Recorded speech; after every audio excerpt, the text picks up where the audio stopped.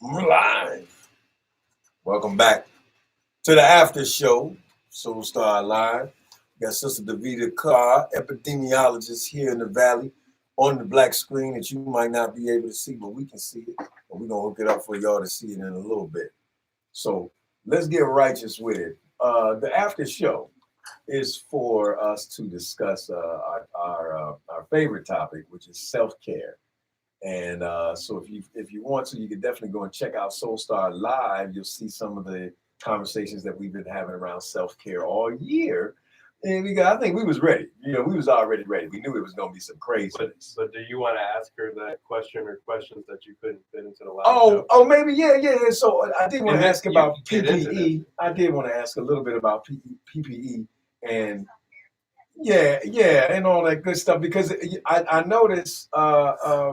So if they're giving us the instruction to wear these face masks, but when the people at the hospital have to be going into some of these places, they got their ears covered too, and their eyes. So how much is the face mask really going to help if we have other orifices open? And should we really be walking around in hazmat suits? I mean, that is that something that we should be doing, or is the eyes and the ears not as important as the mouth? I don't know. Well, the idea is that, and I heard this directly from the CDC, which was really helpful. They identified that you are most infected at the beginning before you even show symptoms. So the recommendation for people to wear face masks was more to protect others from you potentially being sick. That's why that has been given to the community. So sick people should wear face masks. But in a hospital setting, what they're covering those for isn't necessarily for the what they call the aerosolized version of the mask. What they're covering for is for all the other lovely bodily fluids that tend to arrive in a hospital. So there's a lot of reasons why they do that, and that's because of the job that they have. And that is where personal protective equipment gets somewhat of a weird name because it can be anything. It can be gowns, it can be face masks, it can be face shields, it can be, any kind of covering. A hazmat suit is technically PPE. I don't think we necessarily be in a hazmat suit, but you just want to be a little more cognizant of how much and where you touch and things like that. I asked the question to Dr. Butler. He's the Associate Director of Infectious Disease at the CDC.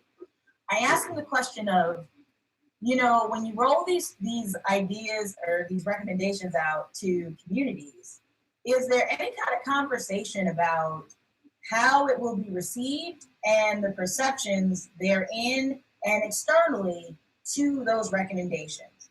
And the reason why I asked that is because right after they made this recommendation, there was a huge Twitter following feed about the fact that a lot of Black men were hella nervous about wearing a face covering because, it's like, I want to stay alive, but I want to stay alive because there's already this hypersensitivity and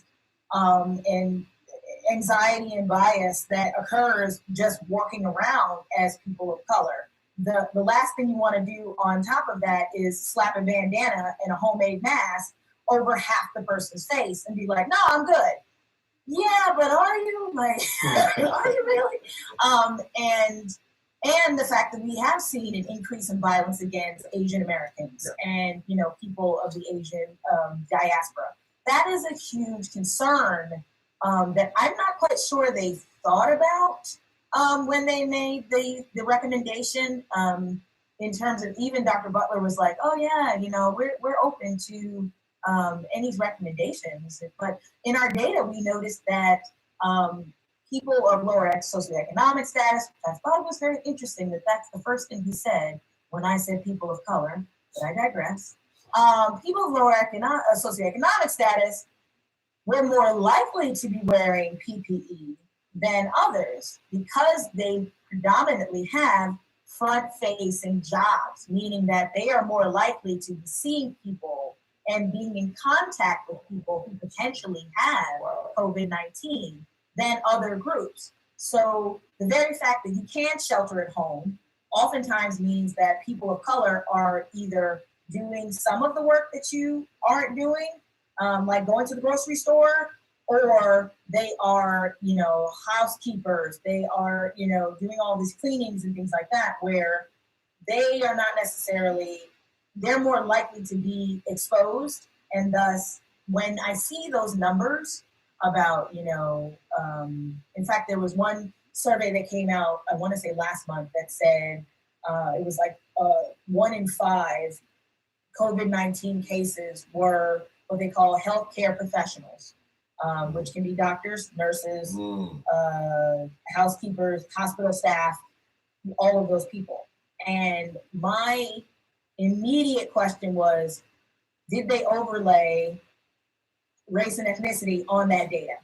And I don't know if they even could at that point, because only 35% of that data was available because they did not require it. And I'll tell you why they didn't require it. They didn't require it because it wasn't the CDC who requested this information. It was a different branch. You notice that you don't see the CDC on the podium very often. I think that's telling. just because this is what they do. So not seeing them, not to say that Dr. Fauci isn't brilliant, because he is, but it is very telling for people like me to not see the public health professionals that literally do this all the time, not being in the driver's seat of a national pandemic. And that, I think, it shows to the degree of how different this is than in previous experiences. Wow. Yeah. That's. I wish I had that a week ago. that's some good information. So we want to hear about your self-care practice. Like, what is it that you do for self-care, and when was the last time that you had to use it? Well, the first thing I did, which most people will be like, what? The first thing I did when I was told that we were going to be sheltering in place for quite some time is I got a puppy. Because one of the main reasons I didn't have a dog prior is my commute. So I was like, well, now's as good a time as any. Having a pet tends to, people who have pets are less lonely. They have better management of depression. They are much more than people who don't. And just watching something, be it a cat, bird, what have you, just be whatever they are. The thing that cracks me up the most that this dog does, because he's very new, he's still a puppy, is when he sees or tries something new, just the awe and confusion of like, what is that supposed to be? Oh, this is weird. Okay, well, I'm going to do it anyway. So those kinds of things that I get to enjoy every day, that's part of my self-care. And that it forces me to actually go out and walk in multiple times a day because he is still a puppy. So that is helpful. You threw me for a loop there. That was self-care came in the form of a puppy. And okay, yeah, that's what's up. Because you know why the reason why I asked the question is, number one, I learned about self-care last year at the Hill meeting and stuff. It was about a year ago when I first heard the term. And I was just like, man, I don't even think I did anything self-care. But as I'm talking to people, I'm like, oh, wait, I do some of that. But I think this is the first I've heard a puppy is giving you some dopamine release. I got a puppy because I have a 6-year-old. I think if he was older and or it was just me, I would probably would have gotten an older dog. Senior dogs are amazing. They just do not appreciate small children. and I respect that. I do.